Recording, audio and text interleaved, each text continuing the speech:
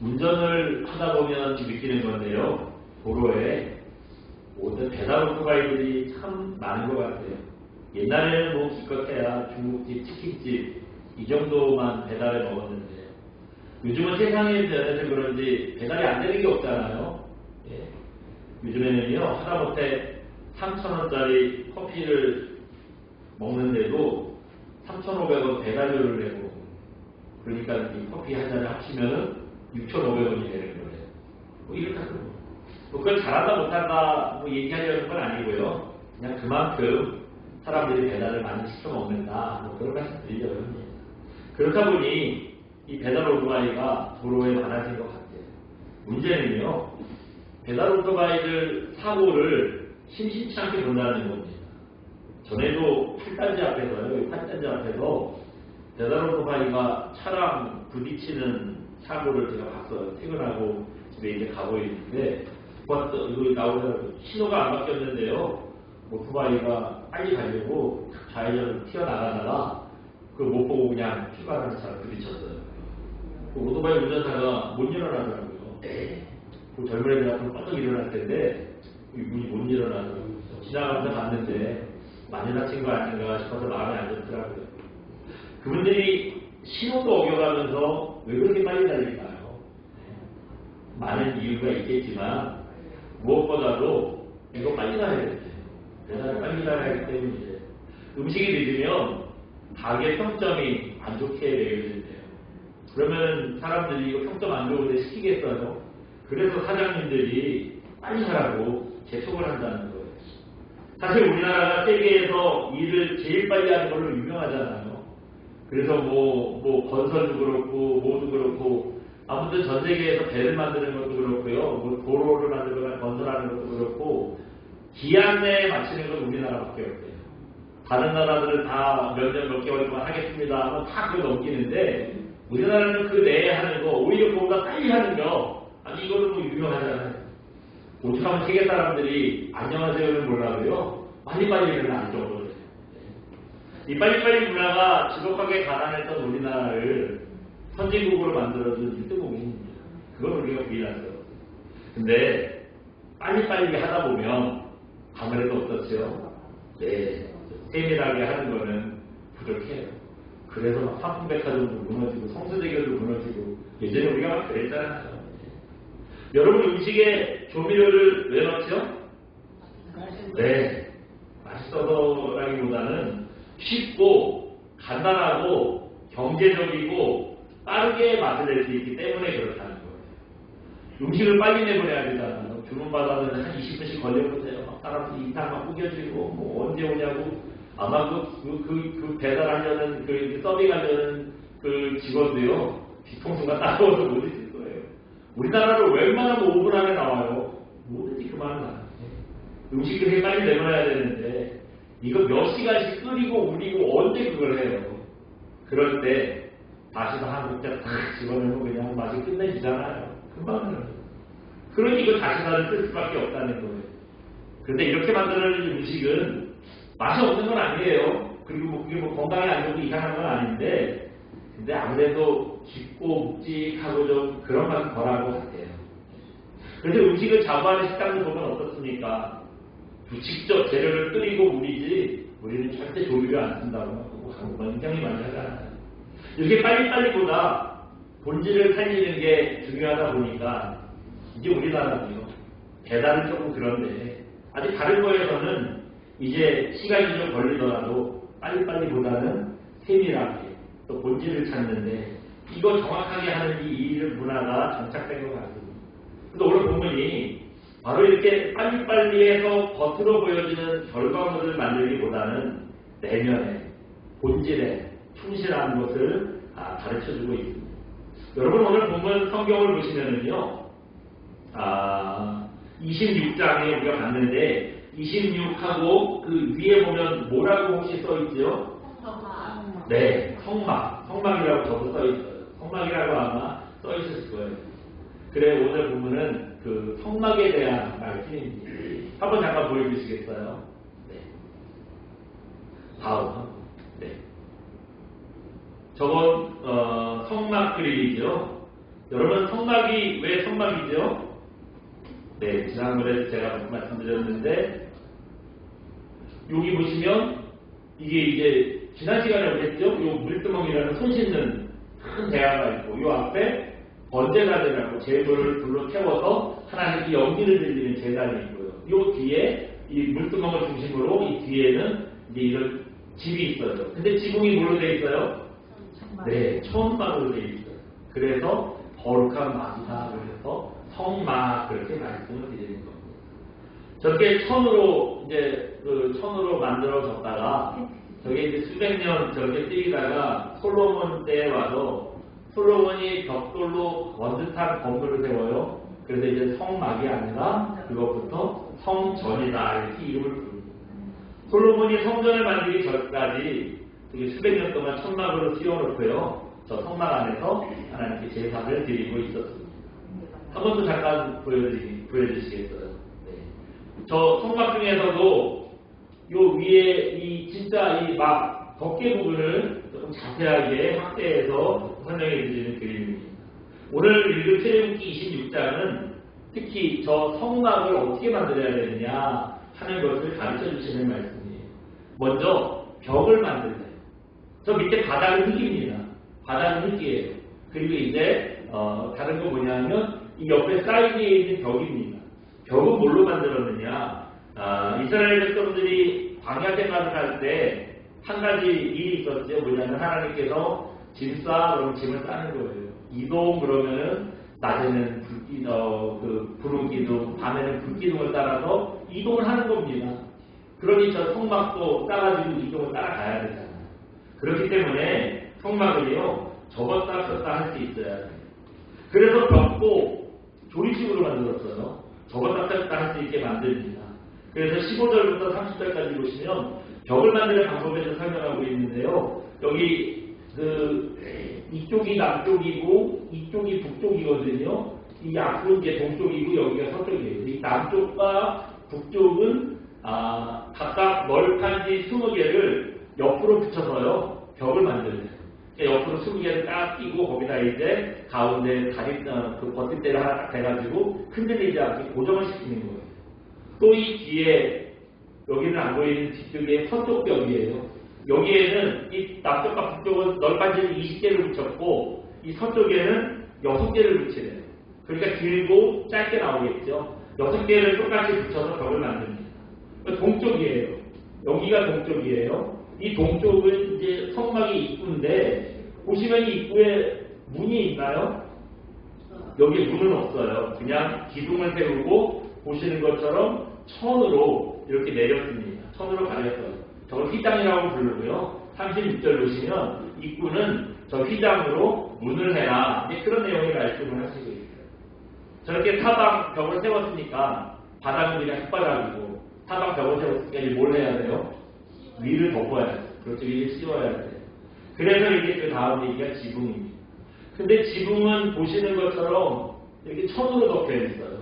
천으로 덮여 있는데 그 천장은 벽처럼 널판지로 하라고 하지 않으시고 저렇게 천으로만 덮어라 하셨어요. 그래서 그 위에 천장은요 이게 고정된 그게 없고 그냥 천으로 둘러 있는 거예요. 천으로 덮여 있는 건데 천이 근데 몇 개지요? 하나, 둘, 셋, 네 종류로 덮으라고 하셨어요. 지금은 보여드리느라고 이렇게 하나, 둘, 셋, 넷 옆으로 다 그라데이션처럼 이렇게 좀 밀어가지고 저렇게 레이어를 보여드렸는데요. 원래 사진은 저거요. 한번 잠깐 앞으로 보여주시겠어요? 네. 저 앞사진 보시면 이거 하나 있죠? 하나 이렇게 덮여있어요. 근데 밑에 안에가 그러니까 몇 겹이에요. 그 안쪽으로 다시 이제 저거 말고는 세 겹이 돼 있는 거죠. 저기 세 겹이 이렇게 안 보이게 저 따서 씌워놓은 거예요. 다시 이거 다음 그림 한번. 네, 저거예요. 저 네 개의 천 중에 이 끝에 있는 이게 맨 위에 천이에요. 알록알록하죠. 저거는 뭐냐 하면 그냥 천이 아니고 해달이라고 그 쪽제비랑 비슷하게 생긴 그 수달 같은 바다에 사는 해달이라는 동물이 있습니다.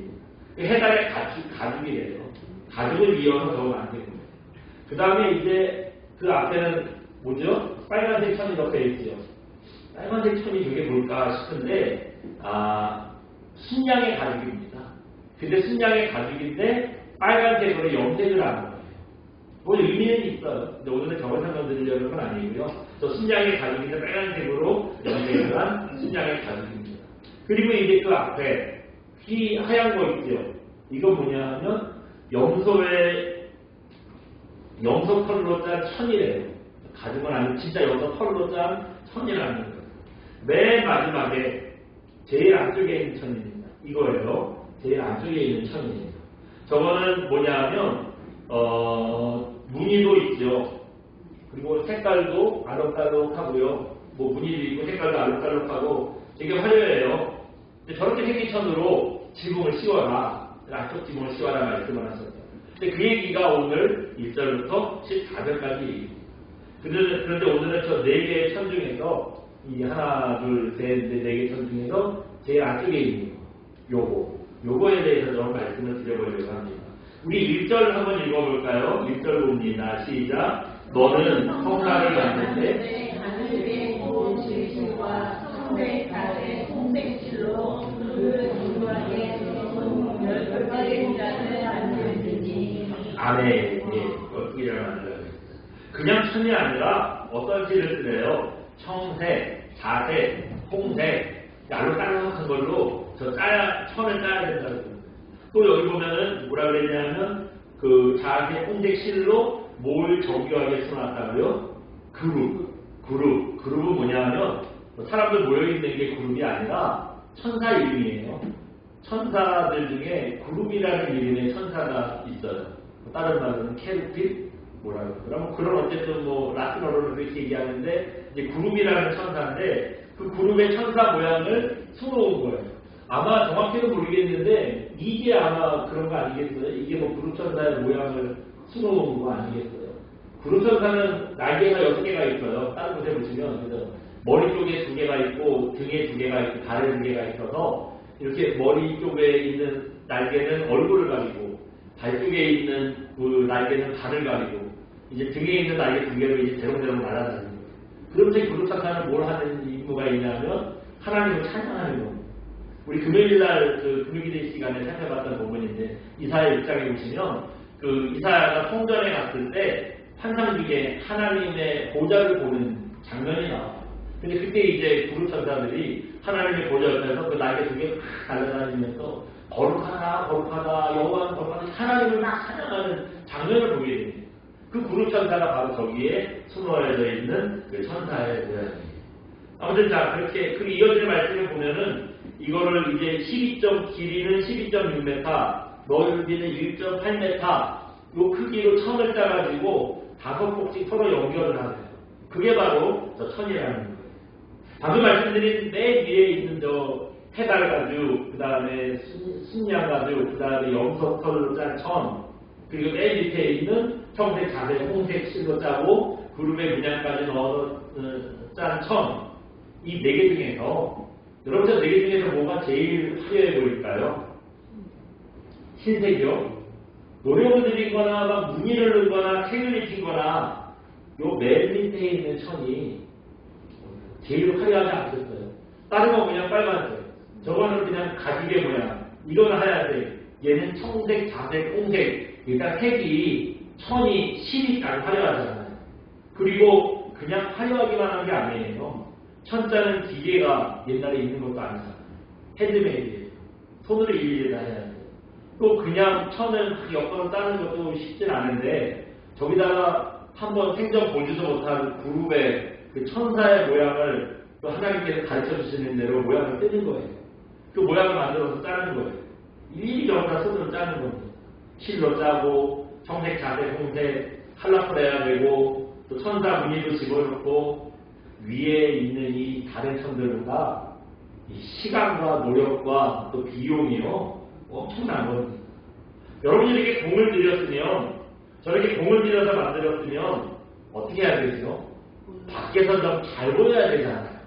다른 사람들이 봐도 와 멋있다. 이게 지금 푸르스름하게 좀 화면이 보여서 그렇죠. 되게 아마 그 지금 우리는 이거 색에 대해서 뭐 아무렇게나 다 만들잖아요. 근데 예전에는 색을 느껴서 만드는 게 쉬운 일이 아니었거든요. 그러니 얼마나 더 눈에 잘 띄겠어요.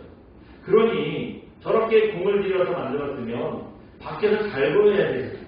그래야지 그만큼 노력한 티가 나지요.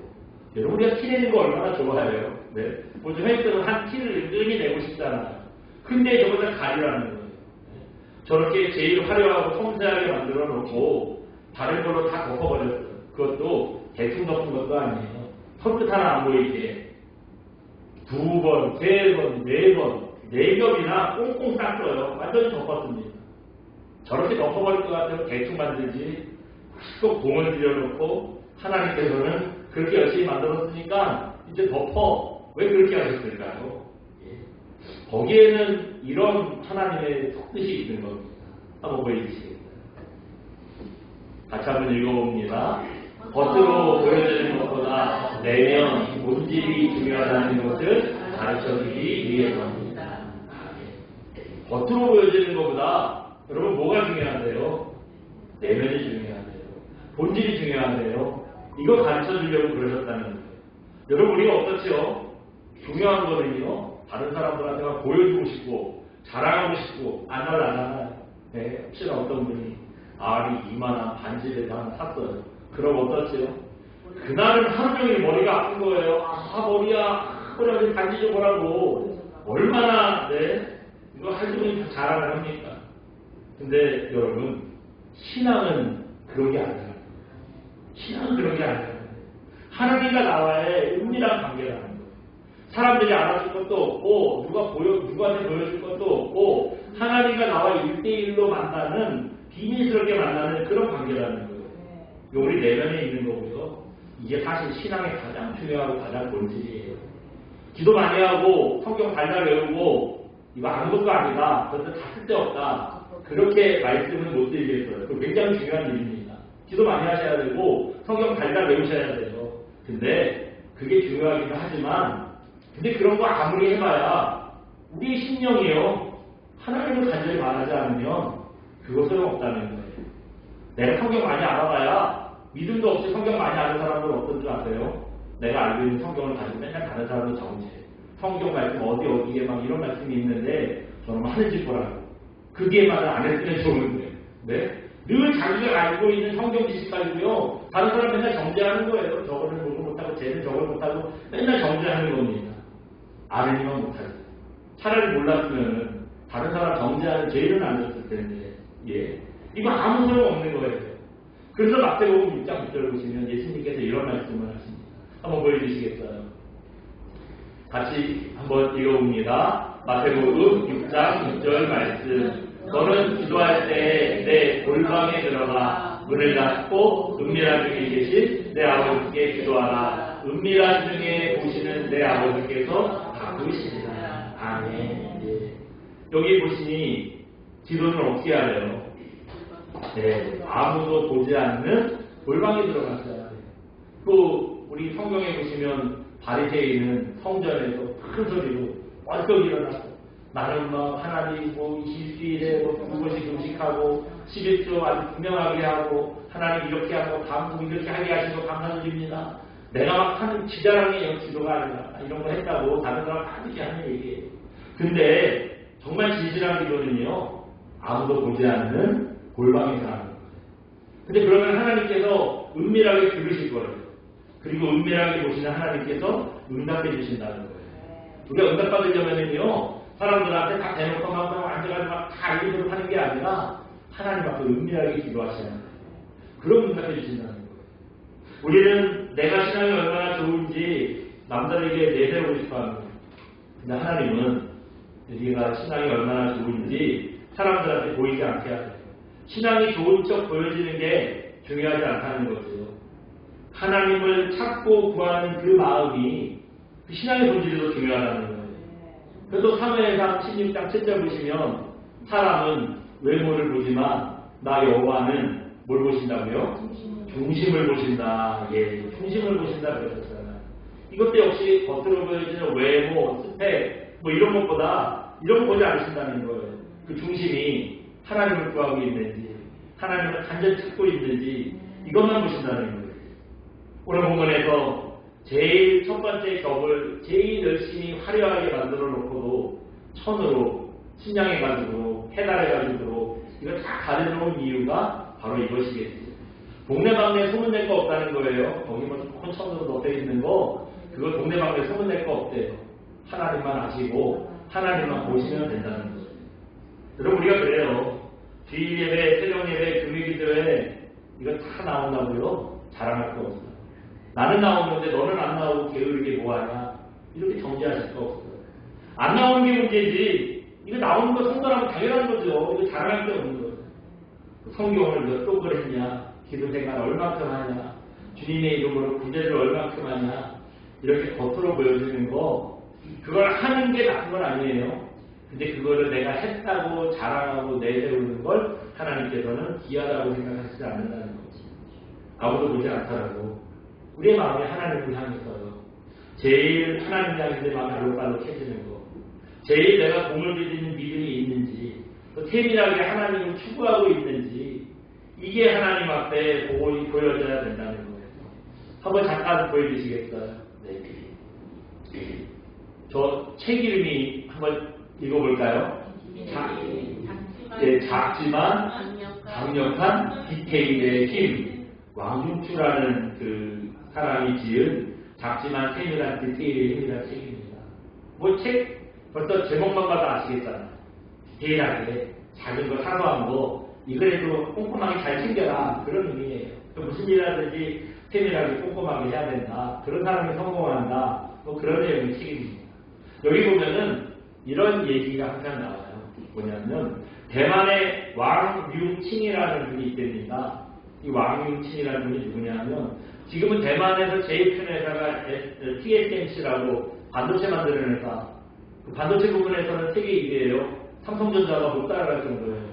우리 삼성반도체 대단하다 하는데요. 미국 다 이기고 그랬다고 대단하다고 하는데 사실 뭐 파운드리라고 해가지고 이런 부분에서는 TSMC가 제일 큰 회사예요. 제일 중국이 대만에서 제일 큰 회사입니다.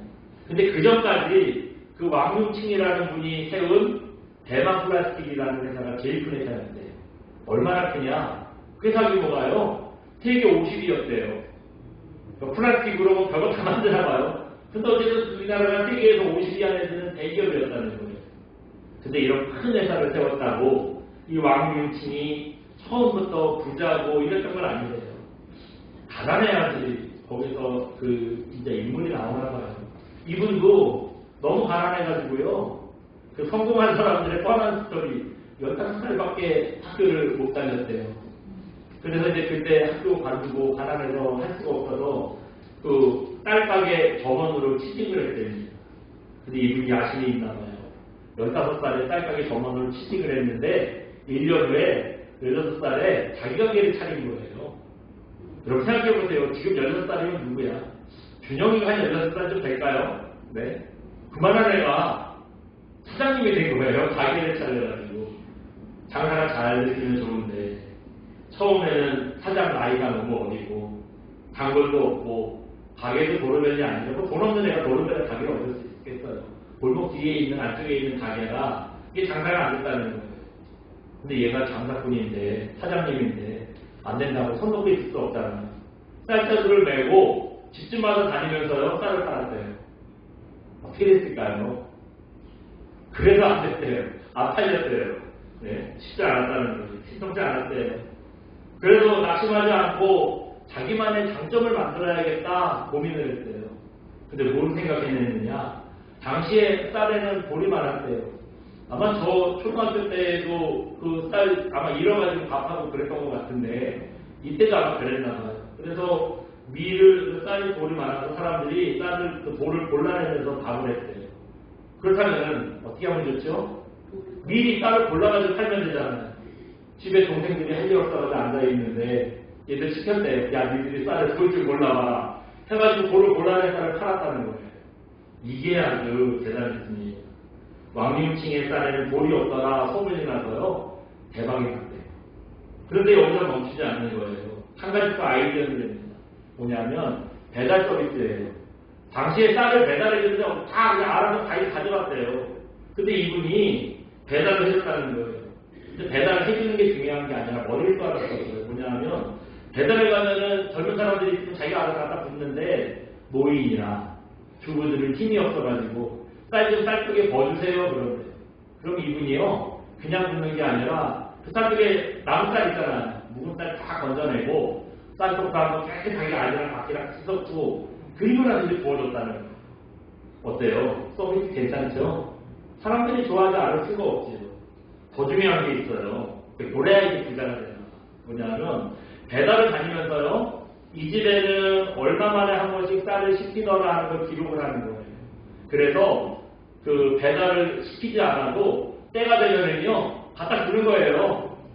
그러니 얼마나 편해요. 더 중요한 건 뭐냐 하면 내가 딴 가게 좀 시켜보고 싶은데 갖고 오니 안 받을 수가 없잖아요. 그러니까 자동으로 이 집에 가면 쌀을 데워 먹는 거죠.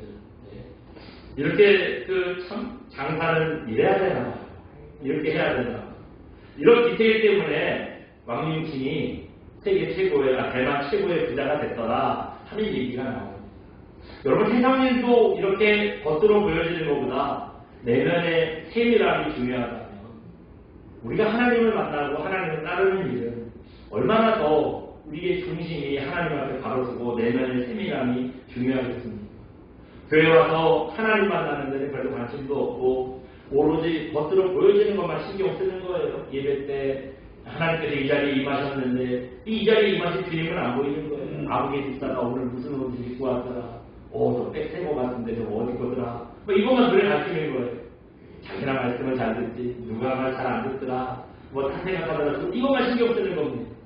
이러니 예배가 제대로 되겠어요. 여러분 예배 본질이 뭐죠? 하나님께 영광을 드리는 거예요. 우리가 주님의 말씀을 갖는 거예요. 또 하나님의 임재를 경험하는 게 예배입니다. 이런 예배의 본질인데 이런 예배의 본질 우리 이 예배를 통해서 내면이 거룩해지는 거 이거 다 놓치는 거예요. 누가 도는지 누가 뭘 입고 왔는지 오늘 점심에 메뉴는 뭔지 이런 껍데기만 신경 쓰면 하나님 앞에 다른 예배가 되겠습니다. 여러분 그렇기 때문에 우리 심령이 얼마나 하나님을 추구하고 있는지 얼마나 하나님 말씀을 우리에게 가슴 뛰게 하는지 얼마나 하나님을 생각하는 마음이 우리 마음속에서 솟아오르는지 여러분 우리 속사람이라도 열심히 좀 생기기를 부탁드립니다. 그래서요 겉으로 보여지는 모습보다 내면이 하나님으로 충만해지고 하나님의 말씀으로 충만해지시기를 주님의 이름으로 축원드립니다. 우리 시간 함께 찬양하고 기도합니다. 말씀 앞에서 함께 찬양하고 기도하겠습니다.